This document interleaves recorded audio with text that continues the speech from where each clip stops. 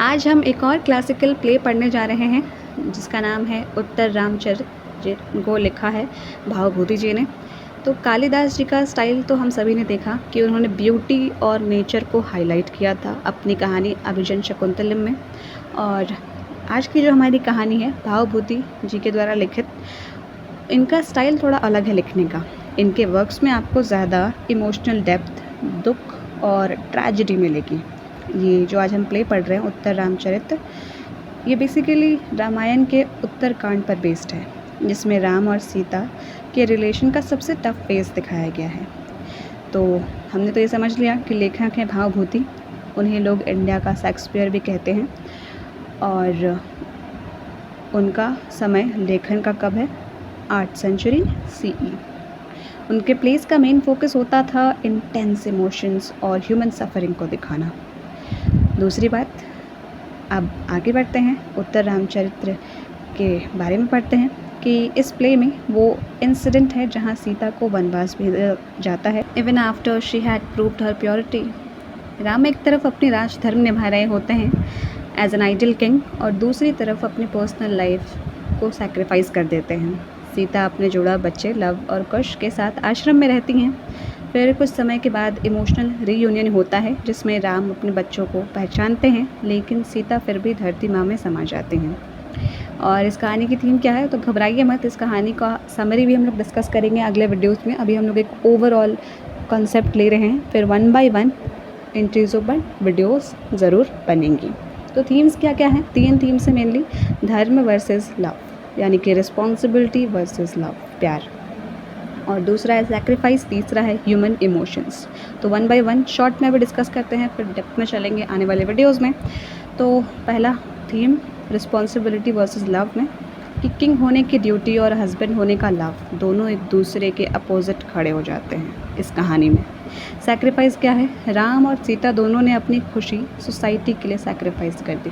Human emotions में क्या दिखाया जाता है यहाँ पर कि भावभूति ने राम और सीता को एकदम इंसान जैसे लिखा है, जिन्हें सोसाइटी के रूल्स तोड़ देते हैं, यानी कि उनके बीच का संबंध टूट जाता है सोसाइटी की वजह से कुछ समय के लिए। और इसके साथ साथ इस कहानी को लिखने का स्टाइल काफ़ी फ़िलोसॉफिकल है और इमोशनल भी है, जिसमें हमें इस कहानी में हाईलाइट ये पता चलता है कि जब भी आप इस कहानी को पढ़ेंगे तो हाईलाइटेड इमोशन क्या होगा कि ये कहानी काफ़ी भावनात्मक रूप से लिखी गई है और आप भी भावुक हो जाएंगे इस कहानी को पढ़ते हुए। अब कुछ सवाल हैं आपके लिए, अगर आप चाहें तो ज़रूर इन सवालों का जवाब आप मुझे कमेंट सेक्शन में दे सकते हैं। तो सवाल क्या है? सवाल ये है कि अगर आप राम की जगह होते तो आप इस सिचुएशन में क्या करते, जहाँ पर आपको अपने राज्य की भी जिम्मेदारी संभालनी है एक राजा की तरह, और दूसरी तरफ अपनी ज़िंदगी की जान, या जिसे आप लाइफ लाइन भी कह सकते हैं, आपकी पत्नी, उनको सैक्रिफाइस करना, यानी उनका साथ छोड़ना। तो आप क्या करते? 2 ऑप्शंस हैं आपके पास कि या तो आप अपना राज्य संभालिए या फिर आप अपनी पत्नी का साथ दीजिए। तो आप क्या करेंगे उस समय पर? अब कंफ्यूज नहीं होना है कि अभी तो आप मैरिड हैं ही नहीं तो फिर कैसे जवाब दें, या आप तो राजा हैं ही नहीं।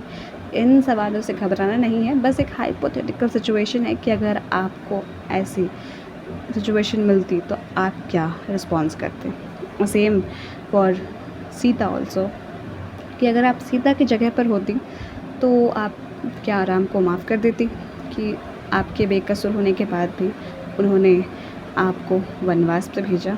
आपको इन द सेंस आप सीता के रोल में है ना, तो उस सेंस में कह रही हूँ। तो अगर आप चाहें तो इस क्वेश्चंस का जवाब मुझे ज़रूर दे सकते हैं कमेंट में। और यहाँ पर हमने बहुत ब्रीफ डिस्कशन किया है इस कहानी का।